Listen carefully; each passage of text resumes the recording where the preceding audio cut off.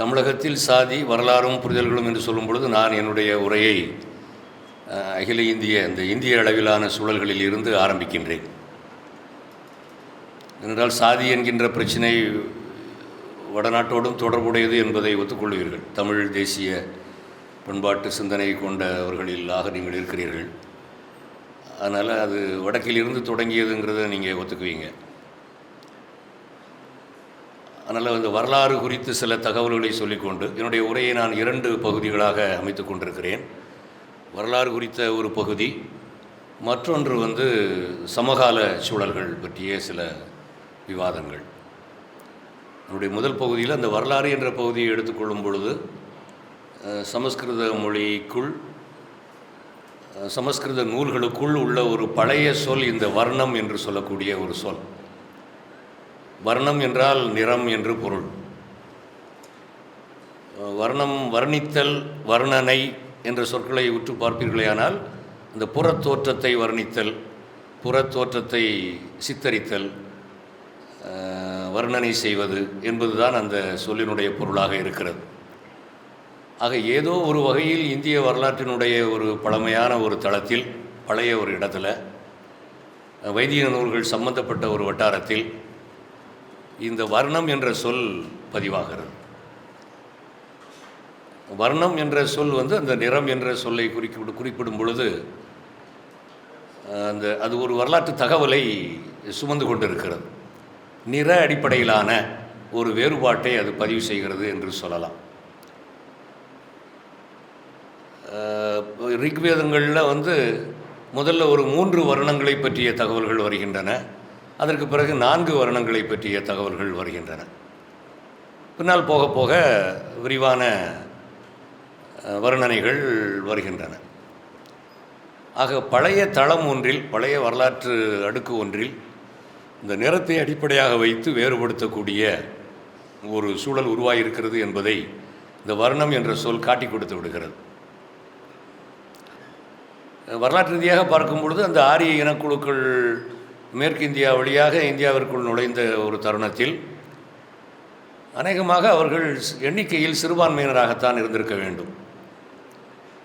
இந்தியாவில் நிறத்தில் வேறுபட்ட எங்கள் நிறத்தில், உங்கள் நிறத்தில், உங்களில் நிறைய பேருடைய நிறத்தில் கருப்பு நிறம் அதிகமாக உள்ள ஏராளமான இனக்குழுக்கள் இந்த நாட்டில் வாழ்ந்து கொண்டிருக்க வேண்டும். ஆக அப்படிப்பட்ட ஒரு சூழ்நிலையில் நிறத்தை அடிப்படையாக வைத்த ஒரு வேறுபாடு, வர்ணத்தை அடிப்படையாக வைத்த ஒரு வேறுபாடு என்பது பதிவாகி இருக்கிறது.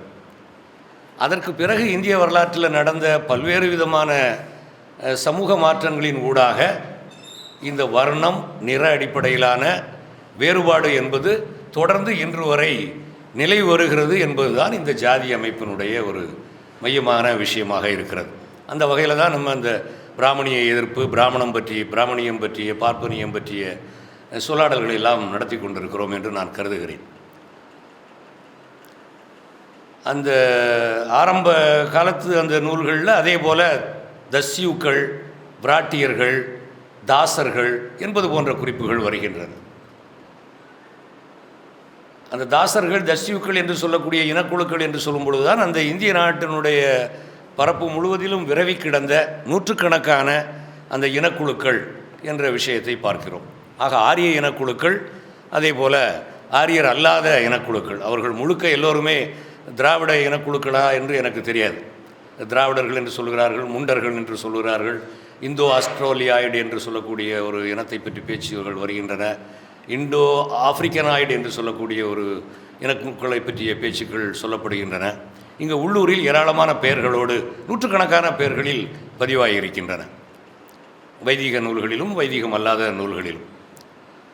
ஆக அந்த இனக்குழுக்களுக்கு இடையில் உள்ள வேறுபாடுகள் என்பது எல்லா பூகோள பிரதேசத்திலும் உள்ள ஒரு பிரச்சனை. இருந்த போதிலும் கூட இந்தியாவில் அந்த இனக்குழுக்கள் 2 வகையான இனக்குழுக்கள், ஆரிய இனக்குழுக்கள், ஆரியர் அல்லாத இனக்குழுக்கள் என்று சொல்லக்கூடிய அந்த இனக்குழுக்களின் ஊடாக வர்ணம், நிற அடிப்படையிலான, புற தோற்றத்தின் அடிப்படையிலான என்று சொல்லக்கூடிய ஒரு பிரிவு இங்கு வலுவாக பதிந்து விட்டது என்பதை காணுகிறோம். அதனால தான் பிராமணியம் என்ற கருத்தை பற்றி கூட, வைதிகம் பற்றிய விஷயத்தையும் கூட அதிகமாக பேச வேண்டிய நிலைகள் நமக்கு ஏற்படுகின்றன. எண்ணிக்கையில் ஒரு வகையில் அவர்கள் சிறுபான்மையினராக இருந்த அந்த ஆரிய இனக்குழுக்கள் இங்கு உள்ள நூற்றுக்கணக்கான இந்திய இனக்குழுக்களை கண்டு பயந்திருக்க வேண்டும். அவர்கள் குதிரைகளில் வந்தார்கள், போர்கள் நடத்தினார்கள் என்று இருந்தபோதிலும் கூட எண்ணிக்கை அளவில் குறைவாக இருந்தார்கள் என்பது ஒரு வகையில் அச்சத்தை ஊட்டக்கூடிய ஒரு தகவலாகத்தான் அவங்களுக்கு இருந்திருக்க வேண்டும். எத்னிக் ஃபியர் என்று சொல்வார்கள், ஒரு இன அடிப்படையிலான ஒரு அச்சம் என்று சொல்லக்கூடிய ஒரு விஷயம் இது இருந்திருக்க வேண்டும் என்று தான் தோன்றுகிறது. ஏனென்றால் அவர்களுடைய சித்தரிப்புகள் தஸ்யூக்களை பற்றி, தாசர்களை பற்றி, பிராட்டியர்களை பற்றி, முண்டர்களை பற்றி, மற்ற அங்கே உள்ள இனக்குழுக்களை பற்றி, அவருடைய உருவத் தோற்றங்களை பற்றி உள்ள வர்ணனைகளை எல்லாம், அந்த உருவத் தோற்றங்களை பற்றி அவர்களை பற்றிய வர்ணனைகள் எல்லாம் இவர்களுடைய அச்சத்தை பதிவு செய்வதாக இருக்கின்றன. அதை சமஸ்கிருத இலக்கியங்களில் பார்க்கிறோம். ஆக இப்படிப்பட்ட ஒரு இன அச்சமும் அவர்களிடம் இருந்திருக்கிறது என்று தோன்றுகிறது. ஆக அப்படிப்பட்ட ஒரு சூழ்நிலையில் தான் அவர்கள் தங்களை தாங்களே மூடிக்கொண்டார்கள் என்பதை காணுகிறோம். என்னுடைய சமய இலக்கியங்களை நீ படிக்கக்கூடாது, அல்லது அகமணமுறை என்று சொல்லக்கூடிய உள் மனமுறை, புற மனமுறை கூடாது என்பது, இந்த இரத்த கலப்புக்கு இடையிலான தடைகள், இது போன்ற விஷயங்களை அவர்கள் செய்து கொண்டார்கள் என்று தோன்றுகிறது. அதே போல் அந்த வேதங்களை அடுத்து வரக்கூடிய உபநிடதம் போன்ற இலக்கியங்களில், உபநிடத இலக்கியம் பெருமளவில் அது பிராமணர்களுடைய தத்துவமாகத்தான் தெரிகிறது. ஒரு சில அரச குடும்பத்தை சார்ந்தவர்களுடைய பெயர்கள் அங்கே வருகின்றன என்ற போதிலும் கூட உபநிடத தத்துவம், இந்த வேதாந்தத்தினுடைய அடிப்படையாக சொல்லப்படக்கூடிய உபநிடத தத்துவம் என்பது பெருமளவில் பிராமணர்களுடைய தத்துவமாகத்தான் தெரிகிறது. ஆனால் இதற்கு அடுத்து வரக்கூடிய காலகட்டம் என்பது முக்கியமானது. குறிப்பாக இந்த மகாபாரதம், ராமாயணம் போன்றிய கதைகள் தோன்றக்கூடிய காலகட்டம், பௌத்தம், சமணம் தோன்றக்கூடிய காலகட்டம் என்பது ஒரு முக்கியமான காலகட்டமாக தெரிகிறது. இந்த காலகட்டத்தில், இந்த சூழலில் பிராமணர்களை தாண்டி சத்திரியர்கள் என்று சொல்லக்கூடிய சமூக பிரிவினர் முன்னுக்கு வருவதை காணுகிறோம். மகாபாரத ராமாயணத்தினுடைய கதைகள் முழுவதும் எந்த கதையுமே ரிஷிகளை தலைமையாக கொண்ட கதைகள் அல்ல, சத்திரிய குடும்பங்களை கதாநாயகர்களாக கொண்டது. பாண்டவர்களுடைய குடும்பம் அல்லது ராமலக்ஷ்மணர்களுடைய குடும்பம் என்று சொல்லக்கூடிய அந்த சத்திரியர்களுடைய குடும்பங்களாகத்தான் இருக்கின்றன. அந்த சத்திரியர்களுக்கு இடையில் உள்ள பதவி சண்டை, யாருக்கு ஆட்சி என்ற சண்டை, அல்லது அண்ணன் பிள்ளைகளுக்கா, தம்பி பிள்ளைங்களுக்கா, மூத்தவனுக்கா, இளையவனுக்கா, இவன் நாடாள வேண்டும், அவன் காடாள வேண்டும், ஆக காடுகளுக்குள்ளே நுழைஞ்சு அலைகிறது, அங்கே வாழக்கூடிய பல விதப்பட்ட மக்களை சந்திப்பது, அவர்களோடு போர் தொடுப்பது, அல்லது அவர்களோடு கூட்டணி சேர்த்து கொள்வது. அனுமார் அந்த கூட்டத்தோடு சேர்ந்து கொள்ளுகிறார்கள், சுக்ரீவன் கூட்டத்தோட. இன்னொரு பக்கம் தாடகை, அது போன்ற இனங்களை அழிப்பது. இந்த கதைகளெல்லாம் பார்க்கும் பொழுது இவையெல்லாம் ஒரு சத்திரிய குடும்பங்களுடைய கதைகள். அரசுகள் கொஞ்சம் பேரரசுகளாக மாறக்கூடிய கதை. இந்த கதைகளின் ஊடாக பிராமணர்களுக்கும் சத்திரியர்களுக்கும் மோதல்கள் ஏற்படுவதையும் பார்க்கிறோம். இந்த மோதல் என்பது ஒரு முக்கியமான சந்தர்ப்பம். ஏனென்றால் அந்த மகாபாரத ராமாயண கதைகளுடைய காலத்திற்கு முந்தைய காலங்களில் அதில் வேதங்கள் என்று சொல்வார்கள், பிரமாணங்கள் என்று சொல்வார்கள், ஆரண்யகங்கள் என்று சொல்வார்கள், உபநிடதங்கள் என்று சொல்வார்கள். இந்த நூல்களிலெல்லாம் ஏராளமாக ரிஷிகள் தான் சம்பந்தப்பட்டிருந்தார்கள். மகாபாரத ராமாயணத்தில் ஏராளமான சத்திரிய குல கதைகள், குடும்ப கதைகள், பெண்ணுக்காக சண்டை போடுறது, நிலத்துக்காக சண்டை போடுறது, நாட்டை விட்டு வெளியேற்றுவது, கூட்டணிகள் சேர்வது, அழிப்பது, பேரரசுகளாவது, இதுகள்லாம் அங்கே பதிவாக இருக்கின்றன. அப்போ இந்த கதைகளெல்லாம் வைத்து பார்க்கும் பொழுது சத்திரியர்கள் முன்கை எடுத்து வருகிறார்கள் என்பதை பார்க்க முடிகிறது. அரச குடும்பத்தை சார்ந்தவர்கள் முக்கியமானவர்களாக மாறுகிறார்கள். இதை ஒட்டி ரிஷிகளுடைய அதிகாரம், பிராமணர்களுடைய அதிகாரம் முக்கியமானதா, சத்திரியர்களுடைய அதிகாரம் முக்கியமானதா என்று பல கதைகள் இருக்கின்றன. பரசுராமனுடைய கதை, சத்திரியர்களை 4-5 தடவை அவர் அழித்து ஒழித்தார் என்று சொல்லக்கூடிய கதை. அதே போல் வசிஷ்டருக்கும் விஸ்வாமித்திரருக்கும் உள்ள கதை. இந்த கதைகளெல்லாம் சொல்வதற்கு நேரம் இருக்குமா என்று தெரியவில்லை. அந்த கதைகளை உங்களுக்கு தெரிஞ்சிருக்கும்னு நினைக்கிறேன், இல்லையா? விஸ்வாமித்திரர் ஒரு அரச குடும்பத்தை சார்ந்தவர். அவருடைய பேர் கௌசிகன். அவருடைய பேர் கௌசிகன். அவன் ஒரு அரசன். அவன் ஒரு நாள் காட்டுக்கு வேட்டையாட போகிறான். அங்கே வசிஷ்டருடைய ஆசிரமம் இருக்கிறது. வசிஷ்டருடைய ஆசிரமத்துக்கு பக்கத்தில் முகாம் அடித்து அரசருடைய படைகள் தங்குகிறார்கள். அரசரும் அரசருடைய படைகளும். அவ்வளோ பேருக்கும் உணவு வேண்டும். உணவுக்கு ஏதாவது ஏற்பாடு செய்ய முடியுமா என்று அரசன் கேட்கிறான். வசிஷ்டர் சொல்கிறார், நானே உங்களுக்கு சாப்பாடு போட்டுருதாங்கிறார். அதே மாதிரி எல்லாருக்கும் சாப்பாடு போட்டுருந்தார். ஒரு 1000 பேருக்கு சாப்பாடு போட்டுருந்தார். அப்போ 1000 பேருக்கு நீங்கள் எப்படி சாப்பாடு தயார் பண்ணீர்கள் என்று கௌசிகன் அரசன் கேட்கிறான். வசிஷ்டர் சொல்கிறாரு, என்கிட்ட காமதேனு என்று ஒரு பசு இருக்கிறது, அது எதை கேட்டாலும் கொடுக்கும், அதனால் அதுகிட்ட நான் 1000 பேருக்கு சாப்பாடு கொடுன்னு சொன்னேன், சாப்பாடு கொடுத்துடுச்சு. சைவ உணவா அசைவ உணவா எல்லாம் சேர்ந்து தான் பரிமாறிப்பாங்கன்னு நினைக்கிறேன். ஆக சாப்பாடு போடுறார். அப்போ அப்படிப்பட்ட சூழ்நிலையில் கௌசிகன் நினைக்கிறான், காமதேனு என்ற பசுவினுடைய வரலாற்றை கேட்கிறார். அது ஒரு யாகத்தில் தோன்றிய பசு என்று அவர் விவரம் சொல்லுகிறார் வசிஷ்டர். அப்போது கௌசிகனுடைய அரச அந்த ஒரு இன்ஸ்டிங்க்ட் வேலை செய்ய ஆரம்பித்து விடுகிறது, உணர்வு. அவன் சொல்கிறான், அரசனுடைய ராஜ்யத்துக்குள்ளே இருக்கிற எல்லா சொத்தும், அசையும் சொத்துக்கள் அசையாத சொத்துக்கள் எல்லாமே அரசனுக்குத்தான் சொந்தம், அதனால் அந்த காமதேனு எனக்கு சேரும்னு அவர் கேட்குறார். என்னை சார்ந்தது என்று கேட்குறார். வசிஷ்டர் சொல்கிறாரு, இது யாகத்தில் தோன்றிய காமதேனு, நான் தர முடியாது அப்படின்னு சொல்கிறார். இதுதான் அந்த பிராமண சத்திரிய மோதலுக்கு ஒரு காரணமாக அந்த இடத்துல அமைகிறது. ஏன்னா கௌசிகன் என்ன செய்கிறான் என்றால், உன் மீது நான் போர் தொடுக்கிறேன், உன்னை நான் கைது செய்ய போகிறேன்னு சொல்லி போர் தொடுப்பதற்கு வீரர்களுக்கு குரல் கொடுத்து விடுகிறார். என்ன நினைக்கிறார், நம்முடைய 1000 வீரர்கள் இருக்கிறார்கள், வசிஷ்டரை போரில் தோற்கடித்து விடலாம் என்று நினைக்கிறார். ஆனால் வசிஷ்டர் என்ன பண்ணுறாருனா, அந்த காமதேனுவிடமே ஒரு 1000னா 1200 சோல்ஜர்ஸாக அவர் கேட்டுறார், போர் வீரர்களை தா அப்படின்னு சொல்லி கேட்டுறார். ஆக அந்த போர் நடைபெறுகிறது. வசிஷ்டர் வெற்றி பெற்று விடுகிறார், கௌசிகன் தோற்று விடுகிறான். ஆக அரசன் தோற்கடிக்கப்படுகிறான், பிராமணன் வெற்றி பெற்று விடுகிறான். அப்பொழுது தான் இந்த திரும்பவும் அந்த பிராமண சத்திரிய மோதல் என்பது வெளிப்படையாக தெரிகிறது. அதில் பிராமணன் வெற்றி பெற முடியும்னு சொல்லி இந்த கதையில் சொல்லப்படுகிறது. இந்த கட்டத்தில் தான் கௌசிகன் விஸ்வாமித்திரனாக மாற முடிவு செய்கிறான். அரச அதிகாரத்தை விட பிராமணனுடைய அதிகாரம் பெரியது என்று சொன்னால் நான் ஒரு பிராமணனாக மாற வேண்டும், ரிஷியாக மாற வேண்டும் என்று வேதங்களை படிக்கிறான், உபநிடதங்களை படிக்கிறான், எல்லாம் பண்ணுறான். ஆக அவன் விஸ்வாமித்திரனாக மாறுகிறான். எப்படி அவன் எல்லாவற்றையும் படித்தாலும் கூட அவன் ராஜ ரிஷியாகத்தான் மாறுகிறான்.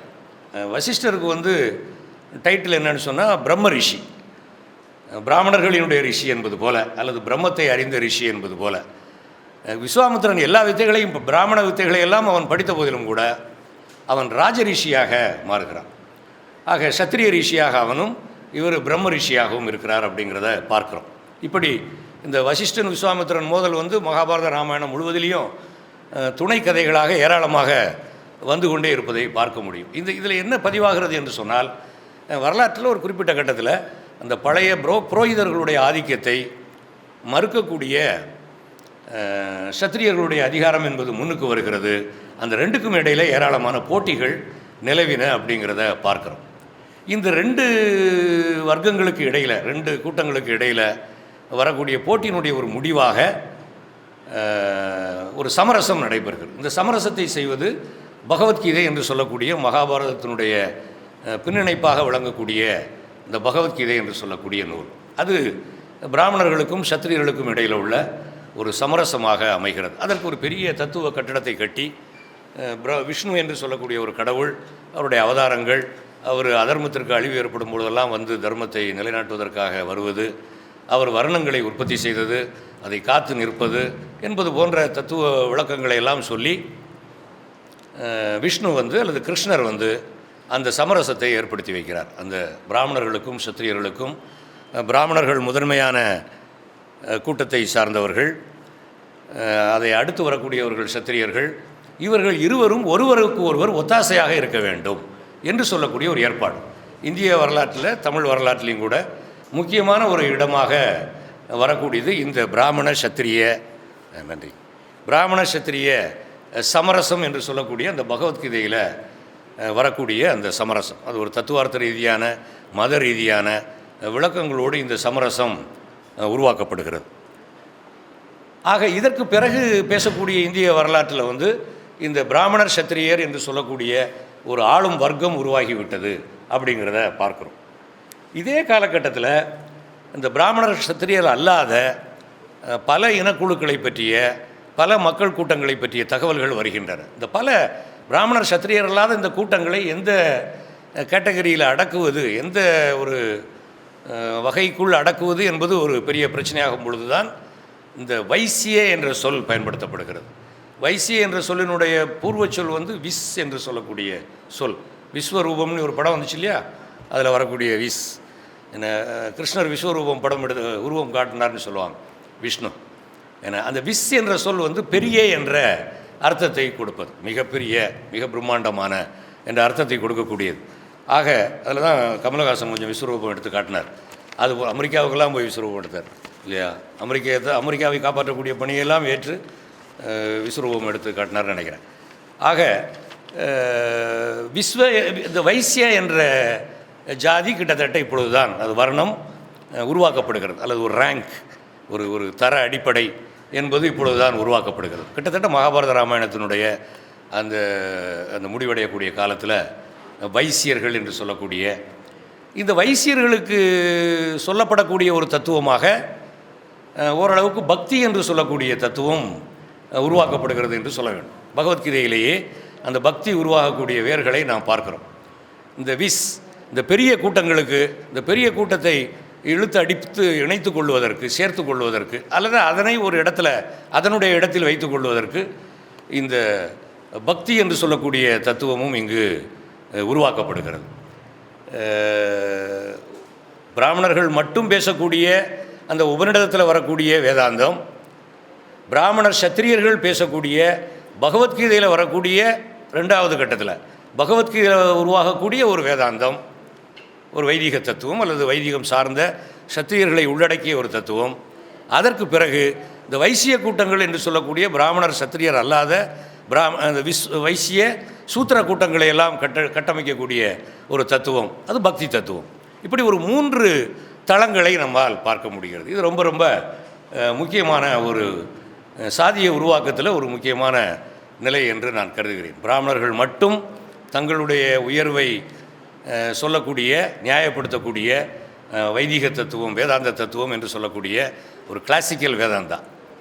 அதற்கு பிறகு பிராமண சத்திரிய கூட்டணியை வலுப்படுத்தக்கூடிய பகவத்கீதையில் சொல்லப்படக்கூடிய, அங்கே அர்ஜுனனுக்கும் வேலை உண்டு, சத்திரியனுக்கு வேலை உண்டு. அவன் சத்திரிய கர்மத்தை செய்ய வேண்டும், சத்திரிய தர்மத்தை காப்பாற்ற வேண்டும், சுய தர்மத்தை, சத்திரியனுடைய சுய தர்மத்தை அவன் செயல்படுத்த வேண்டும் என்று சொல்லக்கூடிய சத்திரியர்களை உள்ளடக்கிய ஒரு தத்துவம் என்று சொல்லக்கூடிய 2வது கட்டம். அதே போல் 3வது இந்த வைசிய சூத்திர கூட்டங்களை உள்ளடக்கி எல்லோரும் ஜே என்று சாமியே சரணம் ஐயப்பா என்பது போல் பக்தியில் ஒன்றுபடுத்தக்கூடிய ஒரு எமோஷ்னல் லெவலில், அவர்கள் எமோஷனலுக்கு மட்டுமே உரியவர்கள் என்பது அவர்களுடைய மதிப்பீடு. அதனால் அந்த ஒரு தளத்தில் பக்தி தத்துவம் என்பது போல ஒரு தளத்தில் இந்தியாவில் ஆரம்ப கட்டத்தில் 3 வகையான ஒரு அடுக்குகள் என்று சொல்லலாம், 3 தளங்களில் இந்த இந்து மதத்தினுடைய வைதிகத்தினுடைய தத்துவம் உருவாக்கப்பட்டிருக்கிறது என்பதையும் பார்க்கிறோம். அது இந்து மதத்தினுடைய தத்துவமாகவும் உருவாகிறது என்பதை பார்க்கிறோம். அதே போல் முக்கியமாக நான் இதில் சொல்ல வேண்டியது என்னவென்றால், பழைய இந்திய சூழல்களில் நிலவிய இன வேறுபாடுகளின் ஊடாக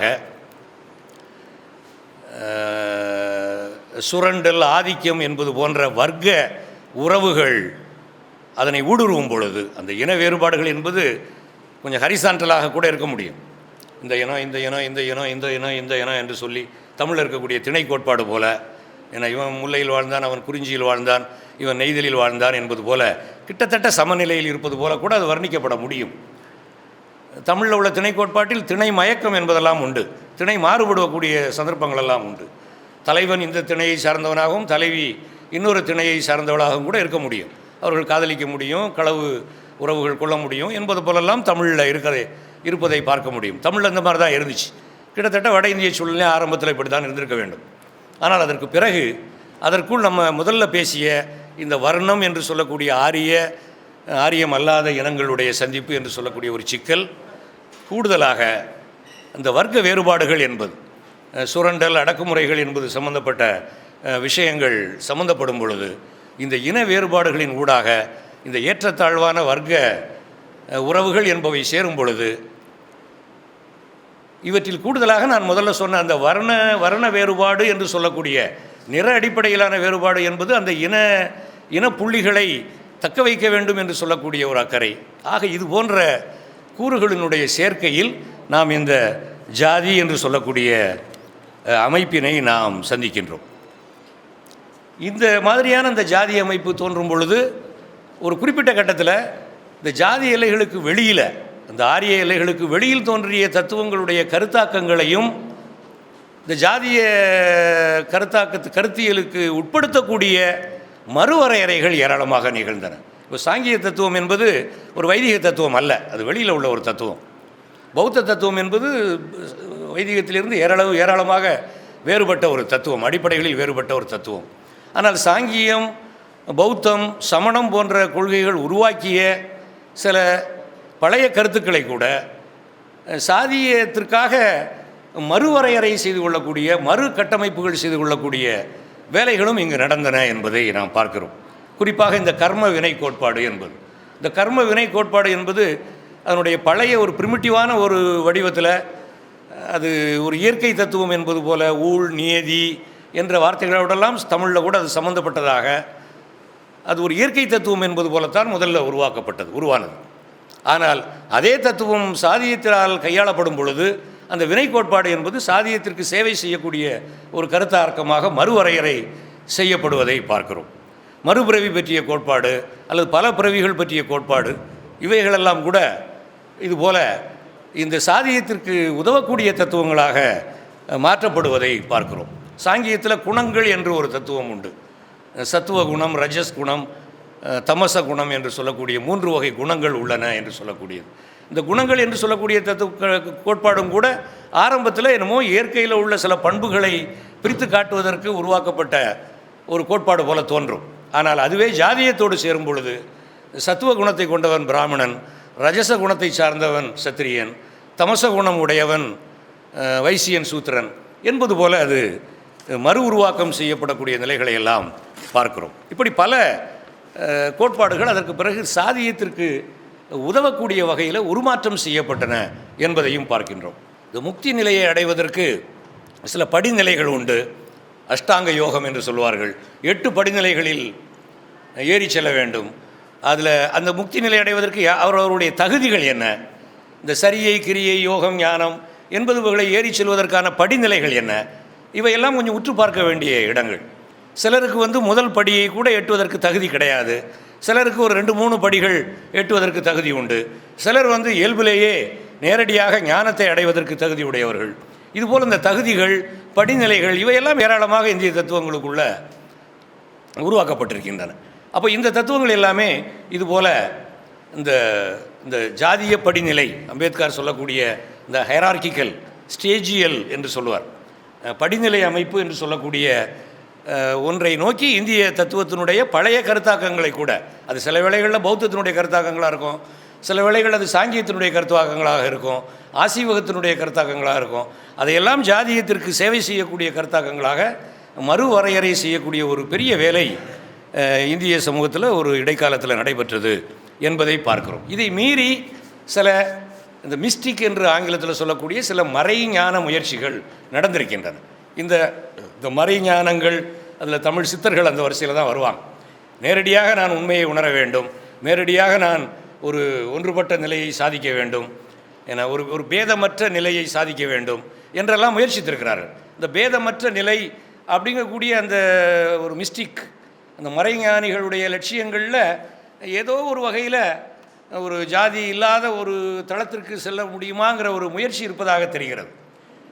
அது மட்டும் இல்லாமல் இந்த மறைஞான முயற்சிகளில் நிறைய பௌத்தம் சார்பு கொண்டவை. பௌத்தம் அளவுக்கு வேறு எந்த தத்துவமும் உளவியலில் நிறைய வேலை செஞ்சுருக்கான்னு சொல்ல முடியாது. பௌத்தத்தை நம்ம விரிவாக எடுத்து படிக்கும் பொழுது பௌத்தத்தில் ஏராளமான அந்த மறைஞான முயற்சிகளுக்கான வேர்கள் ஏராளமாக இருக்கின்றன. எதுவுமற்ற நிலைக்கு போய் சேர்ந்துடுறது, என்னுடைய இந்த நிர்வாண நிலைன்னு சொன்னால் என்னது அப்படின்னு சொன்னால், என்னுடைய சாதி, மதம், நான் சூடிக்கொண்டவை, வாழ்க்கையில் சூடிக்கொண்ட விஷயங்களையெல்லாம் ஒன்றொன்றாக கலற்றி எறிந்துவிட்டு நான் ஒரு பால் நிலையை நோக்கி செல்ல முடியுமா, இவற்றையெல்லாம் உடைத்தெறிந்து விட்ட, இப்போ இந்த போஸ்ட் மாடர்னிஸ்டுகள் சொல்லுவாங்க கட்டுடைத்தல் அப்படின்னு சொல்லி. ஆக என் மீது கட்டப்பட்டிருக்கின்ற எல்லாவற்றையும் நான் உடைத்து விட்டு ஒரு பால் நிலையை நோக்கி செல்ல முடியுமா அப்படிங்கிற ஒன்று. அது ஒரு வகையில் இந்த ஜாதியை உள்ளடக்கிய, இந்த உடல் நிறம் போன்ற விஷயங்களையெல்லாம் உள்ளடக்கிய வேறுபாடுகளை உடைத்து விட்டு போக முடியுமா அப்படிங்கிற ஒரு முயற்சி மாதிரி தெரிகிறது. ஆனால் அதே வேளையில் அது எதையும் பதிவு செய்கிறது என்று சொன்னால், இந்திய மறைஞானங்கள் என்று சொல்லக்கூடியவை வாழ்க்கை தளத்தில் ஜாதியை ஒழிக்க முடியாது என்பது போல ஒரு இயலாமையையும் கொண்டவையாக விளங்குகின்றன. ஒரு இயலாமையினுடைய சாட்சியமாக இந்த உலகத்தையெல்லாம் தாண்டின இடத்துல நான் பேதங்கள் இல்லாத நிலையை அடைவதற்கு முயற்சி செய்கிறேன் அப்படிங்கிறது போல இருப்பதை பார்க்கிறோம். பௌத்த மறைஞானம், இந்த தாந்திரிக அடிப்படையிலான சில மறைஞானம், இந்த சித்தர்களுடைய தத்துவங்கள், இது போன்றதுகளெல்லாம் இந்த பேதமில்லாத நிலை என்பதை போன்ற ஒரு முயற்சி இருக்கிறது. ஆனால் அந்த முயற்சியோடு ஒரு இயலாமையையும் அது வலுவாக பதிவு செய்கிறது. பொதுவாக மதங்கள் எல்லாமே, இந்து மதத்தை பற்றி சொல்லலை, கிறிஸ்தவம், இஸ்லாம் போன்ற மதங்களில் கூட அந்த மறைஞானிகளிடம் சில அபூர்வமான புள்ளிகள் உண்டு. அந்த புள்ளிகளுடைய அந்த புள்ளிகளில் என்ன இருக்கும் அப்படின்னு சொன்னால் ஒரு இயலாமையும் இருக்கும். இந்த உலகத்தில் இதையெல்லாம் செய்ய முடியாது, இதை எப்போ ஒரு காலத்தில் தனியாக யாராவது 1-2 பேர் செஞ்சுக்க முடியும் அப்படிங்கிற மாதிரியான ஒரு முயற்சிகள் இருக்கும். அப்போ அந்த மாதிரி உள்ள விஷயங்களையும் இந்திய தத்துவங்களுக்குள்ளே பார்க்குறோம். அது அந்த மறைஞான தத்துவங்களுடைய சாட்சியம் என்பது முக்கியமானது.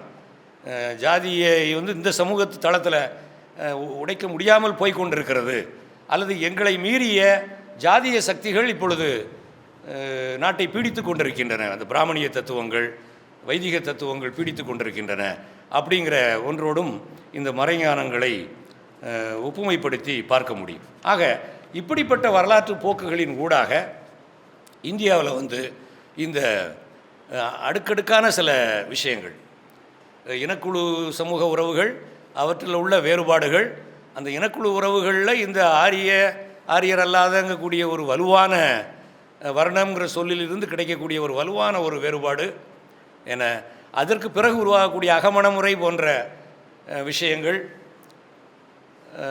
அம்பேத்கர் சொல்வார், காஸ்ட் இஸ் க்ளோஸ்டு கிளாஸ் அப்படிம்பார், மூடிய வர்க்கமே ஜாதி என்று சொல்வார்.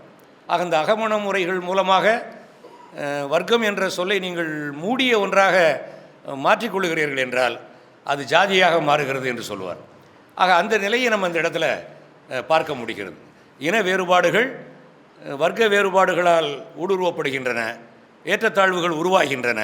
ஆனால் அந்த ஏற்றத்தாழ்வுகள் என்பது வெறுமன பொருளாதார வேறுபாடாக இல்லாமல் அதே போல் இனத்தன்மை கொண்ட, பிறப்பு அடிப்படையிலான அகமணமுறை கொண்ட, கடினமான தடைகளை கொண்ட ஒரு அமைப்பாக இந்த ஜாதி அமைப்பு என்பது உருவாகிறது அப்படின்னு பார்க்கலாம். மார்க்ஸ் இந்தியாவை பற்றிய சில குறிப்புகளில் ஒரு 4-5 சொல் ஒன்று சொல்லுவார், ஒரு வரி ஒன்று சொல்லுவார். என்னவென்றால், one set of social relations superimposed upon another set of social relations அப்படிம்பார். ஒரு வகையான சமூக உறவுகளின் மீது இன்னொரு வகையான சமூக உறவுகள் ஏறி திணிந்த நிலை என்று ஒரு வார்த்தையை பயன்படுத்துவார். சூப்பர் இம்போஸ்ட் அப்படிங்கிற வார்த்தையை சொல்வார். ஒரு வகையான சமூக உறவுகளின் மீது இன்னொரு வகையான சமூக உறவுகள் ஏறி திணியும் பொழுது, அது செம்மி போய் இறுகும் பொழுது உருவாகக்கூடியது இந்த ஜாதி போன்ற அமைப்பு என்று மார்க்ஸ் ஒரு இடத்துல சொல்லுவார். அப்போது நாம் இதுவரைக்கும் பேசிக்கிட்டு இருந்த விஷயங்களை பார்க்கும் பொழுதும் இந்த இன வேறுபாடுகள், வர்க்க வேறுபாடுகள், இன வேறுபாடுகள் ஹரிசாண்டலாகவும் இருக்க முடியும், ஒரே தளத்தில் கூட இருக்க முடியும், திணைகள் போல. ஆனால் இங்கே இந்த இன வேறுபாடுகளோடு இந்த வர்க்க உறவுகள் என்பது அது தவிர இந்த வர்ணம் என்ற சொல் குறித்து நிற்கக்கூடிய இந்த ஆரிய திராவிட அல்லது ஆரியர் அல்லாத இனக்குழுக்கள் அப்படிங்கிறதுனுடைய ஒரு சந்திப்பில் இந்த ஜாதி என்பது இறுகியது என்பதை பார்க்கிறோம். அதனால தான் அந்த மார்க்ஸினுடைய வரி ஒரு சமூக உறவுகளை இன்னொரு சமூக உறவுகள் உடைத்தெறிகின்றன அப்படிங்கிறத பற்றி மார்க்ஸ் பேசியிருக்கிறார். அதுதான் அவர் சமூக புரட்சி என்று சொல்கிறார். ஒரு வகையான சமூக உறவுகளை இன்னொரு வகையான சமூக உறவுகள் உடைத்தெறிகின்றன அப்படிங்கிறது தான் வழக்கமான மார்க்சியம். ஆனால் இந்தியா போன்ற நாட்டில் ஒரு வகையான சமூக உறவுகளின் மீது இன்னொரு வகையான சமூக உறவுகள் ஏறி அமர்ந்து திணிந்த நிலையில், இறுகிய நிலையில், செம்மிப்போன நிலையில் இருக்கிறது என்று மார்க்ஸ் சொல்லக்கூடிய அந்த வார்த்தைகளை இங்கு நாம் அர்த்தப்படுத்த முடியும் என்று நினைக்கிறேன். ஆக பொருளாதார ஆதாயங்கள் இருக்கின்றன என்பதை புரிந்து கொள்ளும் பொழுது, சமூக ரீதியான ஆதாயங்கள் இருக்கின்றன என்று சொல்லும் பொழுது, ஜாதி ரீதியில் ஜாதியில் கிடைக்கக்கூடிய உயர்வு என்பது ஒரு ஓசியில் கிடைக்கிற ஒரு உயர்வு. நீ வசந்த சாதி அப்படிங்கிற ஒரு ஓசியில் கிடைக்கிற ஒரு சந்தோஷம், ஒரு சலுகை, ஒரு திமிர், அப்படி தானே இல்லையா? அப்போ அந்த ஓசியில் கிடைக்கக்கூடிய சந்தோஷத்தை விடுவதற்கு எவனுக்கும் மனசு இருக்கிறது கிடையாது. அப்போ இந்த மாதிரியான ஒன்றை இந்திய சமூகம் கொடுக்கிறது. நீ பிறப்பிலேயே உயர்ந்தவன், நீ பிறப்பிலேயே உனக்கு புத்தி இருக்கோ இல்லையோ, உனக்கு வேலை செய்ய தெரியுதோ தெரியலையோ, நீ பிறப்பில் உயர்ந்தவனுக்கு கிடைக்கிறது ரொம்ப அட்டகாசமான ஒரு ஓசியில் கிடைக்கக்கூடிய ஒரு சலுகை. அப்போ அதை விடுவதற்கு வாய்ப்பு கிடையாது. அதற்கு ஒரு நெட்வொர்க் வேறு இருக்குது. அதுக்கு சமூக ரீதியாக ஒரு நெட்வொர்க்கும் இருக்கும் பொழுது அப்போ அந்த கூட்டங்கள் எல்லாம் இணைந்து வேலை செய்ய முடியும் அப்படிங்கிறதையெல்லாம் பார்க்குறோம். ஆக இப்படித்தான் இன வேறுபாடுகள், இனக்குழு வேறுபாடுகளும் வர்க்க வேறுபாடுகளும் ஒன்றிணையும் பொழுது இந்த ஜாதி என்று சொல்லக்கூடிய ஒன்று இந்திய சமூகத்தில் திடப்பட்டு போயிருக்கிறது என்பதை பார்க்கிறோம். இதற்கு இடையில் இந்திய வரலாற்றினுடைய சூழல்களில் சாதி எந்தெந்த திருப்பு முனைகளோடு பயணித்தது என்பதெல்லாம் ஒரு நீண்ட பயணம். நண்பர் காமராஜன் சில லோக்கல் ஃபார்ம்ஸை பற்றி சொன்னார். வட்டாரங்களில், வெவ்வேறு வட்டாரங்களில் எவ்வாறு இந்த ஜாதி என்கின்ற மெக்கானிசம் வேலை செய்கிறது என்பதை தமிழ் சூழல்களை வச்சு சொன்னார். என நான் அந்த இதுக்குள்ளே அதிகம் போகவில்லை, ஏனென்றால் எனக்கு வழங்கப்பட்ட நேரம் குறைந்து கொண்டிருப்பதால். என்னுடைய உரையினுடைய இறுதிப்பகுதி அல்லது மறுபகுதியான சமகாலத்தில் ஜாதிகள் அப்படிங்கிறத எப்படி பார்க்கலாம் அல்லது எப்படி பார்ப்பதற்கு முயற்சி செய்யலாம் என்பதை பற்றி ஒன்றிரண்டு கருத்துக்களை சொல்லலாம் என்று நான் நினைக்கிறேன். சமகாலம் என்பதை நாங்கள் கொஞ்சம் மார்க்சியம் அதிகமாக வாசிக்கக்கூடிய ஆட்கள். எங்களுக்கு இது எப்படி புரிகிறது என்று சொன்னால் ஒரு முதலாளிய சமூகம் என்று எங்கள் கண்களில் படுகிறது. இந்த முதலாளிய சமூகம் என்பதை நாங்கள் கிட்டத்தட்ட காலனி ஆட்சி காலம் அல்லது 1947 90 வரைக்கான ஒரு காலம், இந்த 90களுக்கு பிறகான இந்த உலகமயமாக்க காலம் என்று நாங்கள் தற்காலிகமாக பிரித்து கொள்கிறோம். ஆக இப்படிப்பட்ட ஒரு 3 காலகட்டங்களை கொண்டதாக இங்கு இந்த இந்திய சமூகம், தமிழ் சமூகம் நம் முன்னால் இருக்கிறது. இதைத்தான் நாங்கள் அந்த முதலாளிய காலம் என்று சொல்லுகிறோம். முதலாளியத்தினுடைய பல்வேறு வளர்ச்சி கட்டங்களாக இவற்றினுடைய ஊடாக ஜாதிகள் என்பவை எப்படி பயணப்பட்டிருக்கின்றன அப்படிங்கிறத பார்க்க வேண்டியிருக்கிறது. இந்த முதலாளியத்தினுடைய முகமாக, முதலாளியத்தினுடைய ஒரு அரசியல் நிலைப்பாடாக லிபரலிசம் என்ற ஒரு ஆங்கில சொல் அதில் வரும். அதற்கு தாராளவாதம் என்று தமிழில் மொழிபெயர்ப்பார்கள். இந்த லிபரலிசம் அப்படி சொல்கிறதுனுடைய பூர்வீகமே என்ன சொன்னால், அந்த கருத்தாக்கம் ஐரோப்பாவில் தோன்றும் பொழுதே லிபரலிசம் என்று சொல்லக்கூடியதனுடைய அடிப்படை பின்புலம் என்னவென்று சொன்னால், பழைய மரபு ரீதியான ஐரோப்பிய சமூகத்தில் கூட இருந்த மரபு ரீதியான கட்டுப்பாடுகளை தளர்த்துவது லிபரலிசம் என்று சொல்வது. அதை உடைப்பது என்பது கூட கிடையாது, தளர்த்துவது என்பது அந்த லிபரலிசம் என்பதனுடைய அர்த்தம், அதனுடைய பொருள். லிபரலிசம்ங்கிறது நம்ம ஜனநாயகம், தாராளவாதம் என்று பொதுவாக பேசுகிறோம். இந்த லிபரலிசம் என்பதனுடைய சூட்சுமம் என்னவென்றால், அது மரபு ரீதியான கட்டுப்பாடுகளை தளர்த்துவது என்று சொல்லக்கூடிய ஒன்று. அந்த வகையில் ஒடுக்கப்பட்ட ஜாதிகளை பொறுத்த மட்டில், இடைநிலை அடிநிலையில் இருக்கக்கூடிய ஜாதிகளை பொறுத்த மட்டில் மரபு ரீதியான இறுக்கமான கட்டமைப்புகளை அது தளர்த்தியது அப்படிங்கிறத நாம் பார்க்குறோம். காலனி ஆட்சி காலத்திலும் அதற்கு பிறகான சூழல்கள்லேயும் அது ஒரு பக்கம் என்ன செய்கிறது என்று சொன்னால், முதலாளியம் என்பது என்ன செய்கிறது என்று சொன்னால், ஜாதி, மதம், குடும்பம், கிராமப்புறத்தில் நாம் அறிந்திருக்கக்கூடிய வாழ்க்கை முறைகள், நகரமயமாக்கம், கல்வி, அரசு பதவிகள், நகர்ப்புறத்தில் உள்ள வேலைகள் என ஒரு ஜேர்னலிசம் அல்லது மீடியா, இது போன்ற அரசியல் போன்ற பொது வழிகள், இவை எல்லாவற்றிலும் அது மரபு ரீதியான கட்டுப்பாடுகளை தளர்த்தி புதிய கொஞ்சம் அதிக நீளமான கயிறுகளை கொண்ட லாங் ரோப் என்று சொல்வார்கள், அதுபோல் ஒரு சூழலை நமக்கு உருவாக்கி தருகிறது. அதுதான் அந்த லிபரலிசம் என்பதனுடைய லிபர்ட்டி அப்படிங்கிறத நீங்கள் விடுதலை என்று கூட மொழிபெயர்ப்பார்கள். ஆனால் லிபரலிசம் என்பதனுடைய கருத்து 100க்கு 100 விடுதலை அல்ல என்பதை இந்த இடத்துல கவனித்துக் கொள்ள வேண்டும். லிபரல் கொஞ்சம் லிபரலாக விடுறது, அவ்வளோதான். பழைய மரபான இறுக்கமான கட்டுப்பாடுகளை தளர்த்துவது என்பது தான். அது முழுக்க இன்னும் என்னென்னு சொன்னால் விடுதலை அல்ல அப்படிங்கிறது இதில் முக்கியம். அதை நீங்கள் லிபர்ட்டி அப்படிங்கக்கூடிய வார்த்தையை மாற்றும் பொழுது அது ஒரு விடுதலை ஊற்றாக செயல்படுகிறது. மரபான கட்டுப்பாடுகளை தளர்த்தும் பொழுது இங்கே அந்த அந்த கொஞ்சம் சுதந்திரமான வெளியை, கொஞ்சம் லிபரலான, கொஞ்சம் நெகிழ்வான அந்த சூழலை ஜாதிகளுக்கு ஏற்படுத்துகின்றது என்பதை நம்ம பார்க்குறோம். இன்னொரு வகையில் இந்த முதலாளியம் அப்படிங்கிற சூழலை புரிந்து கொள்வதற்கு நான் ஒரு 4 வார்த்தைகளை இந்த இடத்துல சொல்ல விரும்புகிறேன். முதலாளியம் என்றால் ஒரு அரசியல் பொருளாதார வரையறைகளெல்லாம் நாங்கள் மார்க்சியர்கள் டன்னில் வச்சுருக்கிறோம், அதையெல்லாம் சொல்லவில்லை. ஒரு 4 வார்த்தைகளை மட்டும் நான் சொல்ல விரும்புகிறேன். முதலாளியம் என்றால் என்னவென்றால் நலன்கள் அப்படிங்கிறது, இன்ட்ரெஸ்ட், என்னுடைய நலன்கள், தனி மனிதனுடைய நலன்கள், என்னுடைய கூட்டத்தினுடைய நலன்கள் என்று சொல்லக்கூடிய ஒரு விஷயம். உரிமைகள், என்னுடைய கூட்டத்தினுடைய உரிமைகள், என்னுடைய உரிமைகள் என்று சொல்லக்கூடிய ஒரு விஷயம். 3வது ஆசைகள் அப்படிங்கக்கூடிய, என்னுடைய ஆசையை நான் முயற்சி செய்யலாம் அப்படிங்கிற மாதிரி ஒரு நம்பிக்கையை கொடுக்கும் முதலாளித்துவம் என்பது. ஆக ஆசைகளுக்கு ஒரு வெளி கிடைக்கும், நலன்களுக்கு ஒரு வெளி கிடைக்கும், உரிமைகளுக்கான ஒரு வெளி கிடைக்கும், ஆசைகள் என்பதற்கு ஒரு வெளி கிடைக்கும். அதே போல் அதிகாரம், என்னுடைய அதிகாரத்தையும் நான் செயல்படுத்தலாம் என்பதற்கு ஒரு வெளியை நான் கண்டுபிடிக்க முடியும். ஆக இந்த நாலும் சேர்ந்த ஒரு சிக்கலான அமைப்பு என்பது தான் இந்த முதலாளித்துவம் என்பது. நலன்கள், உரிமைகள், ஆசைகள், அதிகாரங்கள் என்று சொல்லக்கூடியவைகள் சேர்ந்த ஒரு வடிவத்திற்கு பேர் தான் அந்த முதலாளியம் என்பது. இந்திய ஜாதி சமூகத்தில், தமிழ் ஜாதி சமூகத்தில் இந்த முதலாளியம் என்பது நம்ம முதல்ல சொன்ன அந்த லிபரல் என்று சொல்லக்கூடிய ஒன்றினுடைய விஷயமாக சொல்லப்பட்ட அந்த தளர்த்துதல், மரபு ரீதியான கட்டுப்பாடுகளை கொஞ்சம் லூசன் பண்ணி விடுறது, கொஞ்சம் தளர்த்தி விடுவது என்பது ஒன்று. இரண்டாவது, நலன்கள், உரிமைகள், ஆசைகள், அதிகாரங்கள் ஆகியவற்றை தொழில்படுத்துவதற்கான வாய்ப்புகளை ஏற்படுத்துவது என்றும் இந்த இடத்துல நாம் புரிந்து கொள்ள வேண்டும். இந்த அர்த்தத்தில் தான் இந்திய சூழல்களில் காலனி ஆட்சி காலத்திலிருந்து அதற்கு பிறகும் கூட இந்த அடையாள அரசியல் அப்படிங்கிறதுக்கான வாய்ப்புகள் நமக்கு கிடைக்கின்றன. நான் என்னுடைய கூட்டத்தினுடைய நலன்களை பிரதிநிதித்துவப்படுத்தக்கூடிய, என்னுடைய கூட்டத்தினுடைய உரிமைகளை முன்வைக்கக்கூடிய, என்னுடைய கூட்டத்தினுடைய ஆசைகளை நான் வெளிப்படுத்திக் கொள்வதற்கான, முடிந்தால் என்னுடைய கூட்டத்தினுடைய அதிகாரத்தை வலுப்படுத்திக் கொள்வதற்கான தளங்களை உருவாக்கி தருவது தான் இந்த முதலாளியம் என்பது. இந்த அர்த்தத்தில் முதலாளியத்திற்கு ஒரு இரட்டைத்தன்மை உண்டு. முதலாளியத்திற்கு ஒரு ரெண்டு வகையான தன்மை உண்டு. அது ஒரே நேரத்தில் தளர்த்துகிறது, இன்னொரு பக்கம் அது ஜாதி அமைப்பை முழுவதும் அழிக்கவெல்லாம் செய்யாது. அது ஒரு பொய்.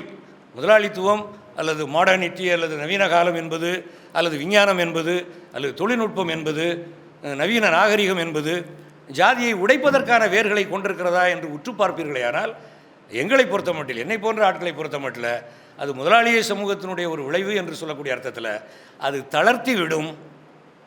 அது நலன்களுக்கும், உரிமைகளுக்கும், ஆசைகளுக்கும், அவற்றோடு சேர்ந்த அதிகாரங்களுக்கும் உரிய வாய்ப்புகளை வழங்குமே தவிர ஜாதி அமைப்பை அடியோடு உடைக்கக்கூடிய தேவை கூட முதலாளித்துவத்திற்கு கிடையாது. முதலாளித்துவத்திற்கு மார்க்ஸ் சொல்லுவார், ஒரு ரிசர்வ்டு ஆர்மி ஆஃப் அன்எம்ப்ளாய்டு, வேலை இல்லாதவர்கள்னு சொல்லக்கூடிய ஒரு பெரிய பட்டாளம் இருந்தால் முதலாளித்துவத்திற்கு லாபமானது. அதே போல் ஒடுக்கப்பட்ட ஜாதிகள் என்ற ஒரு பெரிய கூட்டம் இருந்து கொண்டே இருந்தால் முதலாளித்துவத்திற்கு அது ஆதாயமானது தான். நம்முடைய கிராமப்புற பழைய இந்திய விவசாய தளத்தை வச்சு பார்த்தீங்க அப்படின்னு சொன்னால், நம்ம விவசாயி பெரும்பாலும் சொந்த விவசாயம் பண்ணோம். பெரிய மார்க்கெட் ஓரியன்ட் விவசாயி கிடையாது. ஒரு 100-150 வருஷத்துக்கு முன்னால் அவன் ரவ்வும் பகலுமாக வேலை செய்வான். அவனுடைய மனைவி, அவனுடைய குழந்தை குட்டிகள் எல்லாரும் போய் வேலை செய்வாங்க. எவ்வளவு உழைப்பை நாங்கள் அங்கே வெளியிட்டிருக்கிறோம் அப்படிங்கக்கூடிய ஒரு கணக்கு அவர்களிடம் கிடையாது. எவ்வளோ வேண்டுமானாலும் உழைத்து, என அந்த 3 மாதம் அந்த பயிர் விளையக்கூடிய அந்த 3 மாதம் வாழ்க்கையை ஓட்டுவதற்கான தானியங்கள் கிடைச்சால் போதுங்கிற மாதிரி உள்ளவன் இந்திய நாட்டு விவசாயி, தமிழ்நாட்டு விவசாயி. அதனால் ஏராளமான உழைப்பை கொடுக்கக்கூடியவன் நம்முடைய விவசாயிகளும் விவசாய உழைப்பாளிகளும். இதை நீங்கள் முதலாளித்துவத்துக்குள்ளே கொண்டு வந்தீங்கன்னு சொன்னால், ரவ்வும் பகலும் ஐடியில் அடைச்சி போட்டு இடையில 2 முந்திரி பருப்பையும் ஏசி ரூமில் உட்கார வச்சு வேலை வாங்கி 12 மணி நேரம் 16 மணி நேரம் வேலை செய்ய சொன்னால் கூட நம்ம ஊர் விவசாய தொழிலாளிகளுடைய பிள்ளைங்க 16 மணி நேரம் வேலை செய்கிறதுக்கு தயாராக இருக்கும். ஏன்னு சொன்னால் அந்த விடுதலை பெற்ற அந்த லிபரல் அட்மாஸ்பியரையாவது தக்க வைத்துக் கொள்ள வேண்டும் என்ற ஆசை கொண்ட உழைப்பாளி நம்ம ஊர் உழைப்பாளி. அதனால் கண்ணாபுண்ணானே அவன் வேலை செய்கிறதுக்கு தயாராக இருக்கிறான். இன்றைக்கி உள்ள ஐடி படித்த இன்ஜினியர்கள் இவர்களுடைய நிலைமையெல்லாம் அதுதான். தொழிற்சங்கமே எங்களுக்கு வேண்டாங்கிறாங்க. தொழிற்சங்கம் வந்துச்சுன்னு சொன்னால் அவன் தொழிற்சங்கம் வச்சுக்காதனே அவன் சொல்கிறான். இவன் தொழிற்சங்கம் வேண்டான்னு சொல்கிறது கூட நம்ம தொழிலாளி தயாராக இருக்கிறான். ஏன் அப்படின்னு சொன்னால், அந்த அந்த அந்த அந்த லிபரல் சிஸ்டத்திலேருந்து நாங்கள் பின்னால் போயிடக்கூடாது, எப்படியாவது இதை தக்க வைத்துக் கொள்ள வேண்டும் என்பதற்காக ஏராளமான உழைப்பை அவன் முதலீடு செய்வதற்கு தயாராக இருக்கிறான். ஏராளமான உழைப்பை வழங்குவதற்கு தயாராக இருக்கக்கூடிய ஒரு ஒரு ஒரு கொடூரமான உழைப்பாளி வர்க்கமாக நம்முடைய உழைப்பாளிகள் இருக்கிறார். 16 மணி நேரம் வேலை செஞ்சு என்னத்தையோ ஒரு 20-30 பணம் கிடைச்சா போதும் அப்படிங்கக்கூடிய, அதுவும் சரிஞ்சு 15 ஆகி 10 ஆகி 5 ஆகி வேலை செய்யக்கூடிய கூட்டங்கள் தான் அதிகமாகி கொண்டிருக்கின்றன. ஆக இப்படிப்பட்ட தன்மை கொண்டது இந்த சமூகத்தினுடைய ஒரு பண்பு. ஆக இப்படிப்பட்ட ஒரு நிலையில் முதலாளித்துவத்திற்கு ஜாதியத்தை ஒழிக்க வேண்டிய அவசியம் எல்லாம் கிடையாது. அது ரொம்ப முக்கியமாக நாம் புரிந்து கொள்ள வேண்டிய ஒரு விஷயம். இவர் அஞ்ஞாடி என்ற ஒரு நாவல் வெளிவந்தது. அந்த அஞ்ஞாடி என்ற நாவலில் அந்த எழுத்தாளர் பூமணி ஒரு முக்கியமான ஒரு பெரிய நாவல். அது ஒரு 19ஆம் நூற்றாண்டினுடைய கடைசி 10-20 வருடங்களில் அல்லது ஒரு 50 வருடங்களில் ஆரம்பித்து 19ஆம் நூற்றாண்டு இந்திரா காந்தி கொலை வரைக்கும் வருகிறதுன்னு நினைக்கிறேன். அந்த நாவல் வளர்கிறது. அதில் இடையில் இந்த கழுகுமலை சிவகாசி வட்டாரங்களுடைய நாடார்களுடைய எழுச்சிகளை பற்றி பூமணி அவர்கள் சித்தரிக்கின்றார்கள். அந்த நாடார்களுடைய எழுச்சியை நீங்கள் தனியாக கொஞ்சம் கவனித்து வாசித்து பார்ப்பது நல்லது. அந்த நாவலில் அந்த கழுகுமலை, சிவகாசி, விருதுநகர் வட்டாரங்களில் உள்ள திருமங்கலம், திருத்தங்கல், அந்த வட்டாரங்களில் கோயில்பட்டி வர அந்த வட்டாரங்களில் உள்ள அந்த நாடார்களுடைய எழுச்சி என்பது ஒரே நேரத்தில் ஒரு விடுதலையினுடைய எழுச்சியாகவும் அவரால் காட்டப்படுகிறது.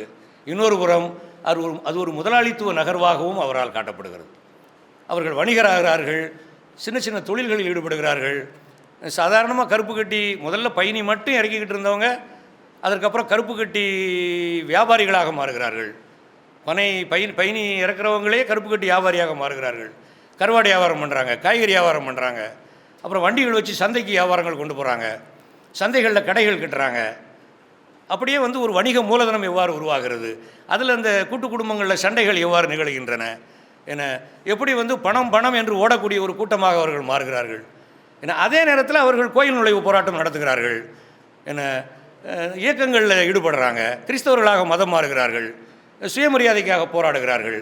ஆக அந்த நாடார்களுடைய எழுச்சி என்பதை அஞ்ஞாடி அந்த நாவலில் காட்டும் பொழுது அது ஒரு விடுதலையினுடைய நகர்வா, அது ஒரு முதலாளித்துவத்தினுடைய நகர்வா அப்படிங்கக்கூடிய ஒரு கேள்வியோடு சித்தரித்து காட்டுகிறார்.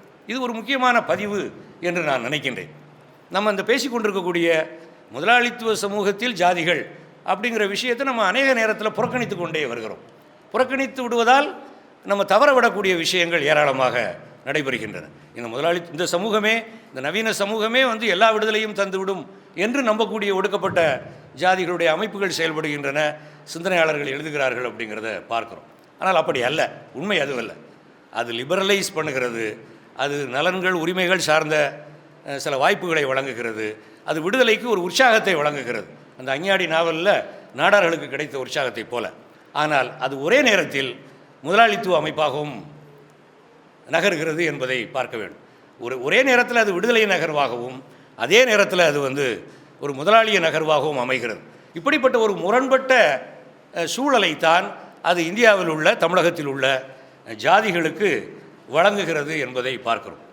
அயோத்திதாச பண்டிதர் 1914 வரை எழுதினார், தலித் சிந்தனையாளர். அவருடைய நூல்களில் காலனி ஆட்சி காலத்தில் உள்ள விஷயங்களை பற்றி அவர் கலந்து உரையாடும் பொழுது அவர் காலனி ஆட்சியை கொஞ்சம் ஆதரித்த மாதிரியெல்லாம் சில இடத்துல இருக்கும். ஆனால் அவர் சொல்லுகிறார், ஒரு இடத்துல இல்லை, பல இடத்துல சொல்கிறாரு, ஒரு வார்த்தையை பயன்படுத்துகிறார், சுய பிரயோசன அரசியல் அப்படின்னு ஒரு வார்த்தையை பயன்படுத்துகிறார். நம்ம இந்த விடுதலைக்காக போராடும் பொழுது, இந்த மக்களுக்கு, ஒடுக்கப்பட்ட மக்களுக்கு உரிமை வேண்டும் என்று போராடும் பொழுது அது ஒரு சுய பிரயோசன அரசியலாக மாறிவிடக்கூடாது அப்படிங்கிறார். ஆக அந்த முதலாளிய சமூகம் உருவாக்கக்கூடிய இந்த நலன்கள், உரிமைகள் அப்படிங்கக்கூடிய அந்த தளத்தில் சுய பிரயோசனம் அப்படிங்கிற வார்த்தை, இந்த சுய பிரயோசனங்கிற வார்த்தை ஒன்றும் புரியறதுக்கு கஷ்டமான வார்த்தை இல்லைன்னு நினைக்கிறேன், இல்லையா? சுய பிரயோஜனம் என்று இந்த சமஸ்கிருத வார்த்தையை கொஞ்சம் பயன்படுத்துகிற மக்கள் இருக்கிறாங்க, கிராமத்தில் கூட பயன்படுத்துவாங்க இந்த வார்த்தையை. சுய பயன்பாடு அல்லது ஒரு விதமான காரியவாதம், என்னுடைய சொந்த நலன்களை மட்டும் நான் பார்த்து கொள்வேன், சொந்த உரிமைகளுக்காக மட்டும் குரல் கொடுப்பேன் அப்படிங்கிற ஒரு தளம் இது. இதை அயோத்திதாசர் உணர்ந்திருக்கிறார். அவர் ஒரு தலித் சிந்தனையாளர், ஆனால் அதை அவர் உணர்ந்திருக்கிறார் அப்படிங்கிறத அந்த சொல் அவருடைய எழுத்துக்களில் பதிவு செய்கிறது. ஆக நம்முடைய அரசியல் என்பது ஒரு சுய பிரயோசன அரசியலாக முடிந்துவிடக்கூடாது அப்படிங்கக்கூடிய ஒரு எச்சரிக்கையை அயோத்திதாசர் வழங்குவதை நம்ம பார்க்குறோம். அது இடைநிலை ஜாதிகளாக இருந்தாலும் சரி, ஒடுக்கப்பட்ட ஜாதிகளாக இருந்தாலும் சரி, சமூகத்தினுடைய அடித்தளத்தில் விரிந்து கிடக்கக்கூடிய இந்த ஜாதிகளுக்கு இடையில் அது வெறுமென அந்தந்த கூட்டத்தினுடைய நலன்களையும் உரிமைகளையும் மட்டும் வைத்து நகரக்கூடிய ஒன்றாக முடிந்துவிடக்கூடாது அப்படிங்கக்கூடிய ஒரு எச்சரிக்கையை அயோத்திதாசருடைய அந்த சுய பிரயோசனம் என்று சொல்லக்கூடிய வார்த்தை சொல்லுவதாக எனக்கு தெரிகிறது. அதே போல் மார்க்சியர்களுக்கு அவர் லெனின், எங்களுடைய சிந்தனையாளர்களில் லெனின் இந்த விஷயத்தை ஏராளமாக பேசியிருக்கிறார். தொழிற்சங்கங்கள் வெறுமனே பொருளாதார அடிப்படையிலான பிரச்சனைகளை பார்ப்பதில் மட்டும் தங்களை நிறுத்தி கொள்ளக்கூடாது என்று, அது ஒரு பொருளாதார வாதம், எக்கனாமிசம் என்று சொல்லி, எகைன்ஸ்ட் எக்கனாமிசம் என்று சொல்லி நீங்கள் நெட்லேயோ அல்லது புத்தகங்களையோ புரட்டினீங்க அப்படின்னு சொன்னால் பொருளாதாரவாதத்திற்கு எதிராக லெனின் ஏராளமாக பேசியிருக்கிறார். தொழிற்சங்கங்கள் என்பவை ஒரு துவக்க கட்டம், தொழிலாளர் வர்க்கம் என்ற ஒரு வர்க்கம் சமூகத்தில் உருவாகிறது, அது தன்னை ஒன்றிணைத்துக் கொள்ளுகிறது. அந்த தொழிலாளியை உருவாக்குனது ஒரு வகையில் முதலாளி வர்க்கம், அவன் கட்டிய ஆலையில் தான் தொழிலாளர் வர்க்கம் உருவாகிறது, அந்த ஆலையில் தான் அந்த தொழிலாளர்கள் ஒன்று சேர்க்கப்படுகிறார்கள், அங்குதான் அவர்கள் சங்கமாகிறார்கள். இந்த வேலைகளையெல்லாம் முதலாளித்துவமே செஞ்சு கொடுத்துரும் அப்படிங்கிறார். எப்படி இந்த உரிமைகள் நலன்கள் அப்படிங்கிற விஷயத்தை முதலாளித்துவம் நமக்குள்ள அறிமுகப்படுத்துகிறதோ அதுபோல் தொழிலாளிக்கும் வந்து சங்கம் வைக்கிறது வரைக்கும் உள்ள வேலையை முதலாளி வர்க்கமே செய்து கொடுத்து விடும். அதெல்லாம் போய் கம்யூனிஸ்ட் தான் செய்யணுங்கிற அவசியம் கிடையாது. அப்போ கம்யூனிஸ்டுடைய வேலை என்னவென்று சொன்னால் அந்த தொழிலாளி வர்க்க உணர்வை அரசியல் உணர்வாக மாற்றுதல் என்பது. இந்த இடத்தை நம்ம பல வேளைகளில் தவற விட்டு விடுகிறோம். இது இந்த ஜாதிகளுடைய இயக்கங்கள்லேயும் அது எப்படி மாறிவிடுகிறது என்று சொன்னால் ஒவ்வொரு ஜாதியும் அதனுடைய நலன்கள் உரிமைகளுக்காக போராடுதல் அப்படிங்கக்கூடிய முதலாளித்துவமே வழங்கக்கூடிய அந்த தளத்திற்குள் நாம் வேலை செய்கிறோமே தவிர ஏன்னா இந்த மொத்த அமைப்பை உடைத்தல், இந்த முதலாளியத்தை உடைத்தெறிய வேண்டும், இந்த ஜாதி அமைப்பை உடைத்தெறிய வேண்டும் கூடியதற்கான வேலை திட்டங்களை வகுக்காதவர்களாகவே நாம் இன்று வரை நடைபோட்டு கொண்டிருக்கிறோம் அப்படிங்கிறது முக்கியமானது. இந்த நலன்கள் உரிமைகள் அது சார்ந்த விடுதலை உணர்வுகள் இவற்றிலேயே சந்தோஷப்பட்டு கொள்ளுபவர்களாக நாம் இருக்கிறோம் அப்படிங்கிறது. அம்பேத்கர் கூட இப்படிப்பட்ட ஒரு நிலையை எடுக்கவில்லை. அம்பேத்கர் ஒரே நேரத்தில் ஒடுக்கப்பட்ட ஜாதிகளினுடைய உரிமைகளை பற்றி பேசுவார், அது உரிமைகள் நலன்கள் பற்றிய சொல்லாடல். இன்னொரு புறம் அவர் இண்டிபெண்டன்ட் லேபர் பார்ட்டி என்று கட்சியையும் உருவாக்குவார், அதற்கான தொழிற்சங்கத்தையும் உருவாக்கினார். குடியரசுக் கட்சி என்று சொல்லக்கூடிய ஒரு கட்சியும் உருவாக்குவார், அரசு சோஷலிசம்ங்கிற ஒரு வேலை திட்டத்தையும் முன்வைப்பார், கூட்டுப்பண்ணைகள் என்ற வேலை திட்டத்தையும் முன்வைப்பார். என்ன அம்பேத்கரால் அந்த அந்த தளங்களில் மாறி மாறி பயணம் செய்ய முடிந்தது.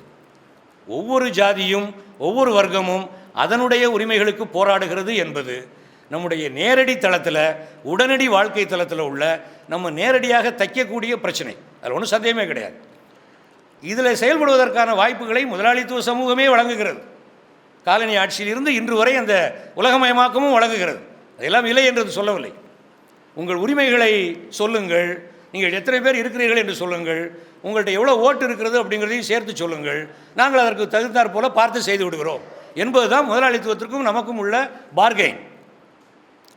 என்ன உங்கள் உரிமைகள் நலன்கள் உங்களுடைய எண்ணிக்கை அரசியல், நம்பர் பாலிட்டிக்ஸ் என்ற ஒரு வார்த்தை உண்டு. என்ன எம்எஸ்எஸ் பாண்டியன் கொஞ்சம் அதை பற்றி அதிகம் எழுதியிருக்கிறான்னு நினைக்கிறேன். அப்போ இந்த மாதிரி உள்ள ஒரு தளத்தில் உங்களுடைய உரிமைகள் என்ன, இதுகள் என்ன, சங்கம் கூட வச்சுக்கலாம். அமெரிக்காவில் தொழிற்சங்கம் ரொம்ப பெருசு, பிரான்ஸில் தொழிற்சங்கம் ரொம்ப பெருசு, கம்யூனிஸ்ட் கட்சி சிறுசாக இருக்கும். ஆக இந்த சூழலை நாம் பார்க்கிறோம். நேரடியான உடனடியான உங்களுடைய உரிமைகள், கோரிக்கைகள், கிரீவன்சஸ், தொழிற்சங்க உரிமைகள் அவற்றை கூட நாங்கள் தர தயார் இருக்கிறோம். அரசியல் அமைப்பை, சமூக அமைப்பை உடைக்க வேண்டும் என்று சொல்லாதீர்கள் என்பதுதான் அதனுடைய அடிப்படையான நிபந்தனை. நாமும் இன்னும் அந்த தளத்திலேயே வேலை செய்து கொண்டிருக்கிறோம். அதை அரசியல் உணர்வாக ரிட்டர்ன் ஆஃப் த பொலிட்டிக்கல் என்று சமீப காலத்தில் கூட சில புத்தகங்கள் வந்திருக்கின்றன. சந்தால் மோஃபே என்று சொல்லக்கூடிய ஒரு சிந்தனையாளர் ரிட்டர்ன் ஆஃப் த பொலிட்டிக்கல் என்று சொல்லக்கூடிய ஒரு விஷயத்தை பற்றி பேசியிருக்கிறார். அந்த நூலை கூட நீங்கள் பார்க்கலாம், நெட்டில் அக்சஸ் ஆகுதுன்னு நினைக்கிறேன். ஆக இந்த அரசியல் உணர்வு என்று சொல்லக்கூடிய உணர்வு வந்து பலகீனமாகி கொண்டிருக்கிறது. அரசியல் உணர்வு என்பது மொத்த அமைப்பை உடைப்பது சம்பந்தமானது, ஜாதி ஒழிப்பு குறித்தது, ஜாதி அமைப்பை எப்படி நொறுக்குவது என்பதை குறித்தது, முதலாளிய சமூகத்தை எவ்வாறு நொறுக்குவது என்பதை குறித்தது. இதற்கு அநேகமாக நாம் ஒரு விரிந்த தளத்தில் உறவுகளை வளர்த்து கொள்ள வேண்டும். தொழிலாளி, விவசாயி, பழங்குடிகள், ஒடுக்கப்பட்ட ஜாதிகள் என இது போன்ற சுற்றுச்சூழலியலாளர்கள், பெண் விடுதலையாளர்கள் என்று சொல்லக்கூடிய பரந்த ஒரு தளத்தில் வந்து இதில் சில இணைப்புகள் தேவைப்படும். அப்படிப்பட்ட இணைப்புகளை நோக்கி செல்லும் பொழுது தான் நாம் உண்மையில் ஜாதி ஒழிப்பு அல்லது சமூக விடுதலை என்று சொல்லக்கூடிய தளங்களை நோக்கி நகர முடியும் என்று நான் கருதுகிறேன். அந்த விஷயங்களை செய்யாமல் வெறுமனே நாம் வந்து ஒவ்வொரு கூட்டமும் அதனுடைய உரிமை நலன்கள் என்று மட்டும் பேசிக்கொண்டிருப்பது ஒரு லிபரல் ப்ளூராலிட்டி, ஒரு ஒரு ஒரு அந்த நெகிழ்வான தளத்தில் உள்ள ஒரு பன்மியம். அதை முதலாளித்துவமே அதற்கு இடம் கொடுக்கிறது. அந்த அந்த அந்த மாதிரி உள்ள ஒரு ப்ளூராலிட்டி, மல்டிப்ளிசிட்டி என்பது ஒரு ஒரு லிபரல் ப்ளூராலிட்டி, லிபரல் ப்ளூரலிசம். என்ன விஷயம் வந்து லிபரல் ப்ளூரலிசத்திற்கு வந்து பெரிய அரசியல் உணர்வுகள்லாம் ஒன்றும் வேண்டியதில்லை. என்னுடைய உடனடி தளத்தில் உள்ள நலன்கள் உரிமைகள்ங்கிற தளத்தில் சிந்தித்தாலே போதும். என்னுடைய கூட்டத்தினுடைய நலன்கள் என்ற கோரிக்கையை உங்களால் வைத்துவிட முடியும். அதற்காக உங்களுடைய கூட்டத்தை மட்டும் நம்முடைய கூட்டத்தை மட்டும் நாம் திரட்டி கொண்டு போக முடியும், ஒவ்வொரு கூட்டத்தையும் தனித்தனியாக. ஆனால் அதில் இருந்து ஒரு அரசியல் தன்னுணர்வு கொண்ட ஒரு பரந்த தளத்திற்கு செல்ல வேண்டும் என்றால் இந்த லிபரல் ப்ளூரலிசத்தை நாம் தாண்டி செல்ல வேண்டும். இந்த தாராளவாத பன்மீயத்தை தாண்டிய ஒரு வேலை திட்டம், ஒரு விரிந்த வேலை திட்டம் என்று சொல்லக்கூடிய ஒன்றிற்கு செல்ல வேண்டும். இதற்கு தேவையாக இருப்பது இந்த அமைப்பு தளத்திலேயே இந்த சமூகத்தை, ஜாதி அமைப்பை உடைப்பது சம்பந்தமான சிந்தனை, அதை நோக்கி நகர்வது நம்முடைய இன்றைய தேவையாக இருக்கிறது என்று கூறிக்கொண்டு, இந்த சந்தர்ப்பத்திற்கு இந்த வாய்ப்பினை வழங்கிய நண்பர்களுக்கு, குறிப்பாக நண்பர் ஜெயபிரகாஷ்னா, சென்னையிலேயே ஏராளமான ஆட்கள் இருக்காங்க, ஏன் எங்களை மதுரையிலேருந்து அலைய வைக்கிறீங்க வயசான காலத்தில் அப்படின்னு சொன்னேன். நான் கட்டாயம் வந்துடுங்க அப்படின்னார். அதனால் இந்த வாய்ப்பினை வழங்கிய நண்பர் ஜெயபிரகாஷ்னா அவர்களுக்கு நன்றி கூறி நான் அமைகிறேன். வணக்கம்.